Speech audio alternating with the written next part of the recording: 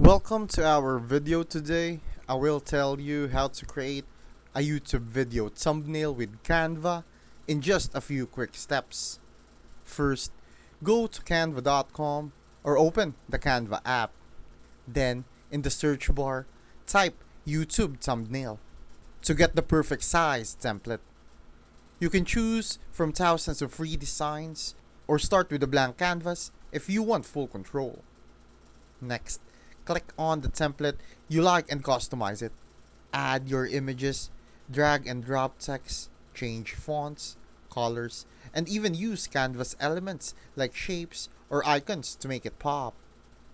A good tip is to keep your text short, bold, and easy to read, since thumbnails are usually small. When you're happy with your design, hit the download button in the top right corner and save it as a PNG or JPEG. And that's it. You now have a professional looking thumbnail ready to upload with your video. Thank you for watching and don't forget to subscribe for more useful tutorials like this.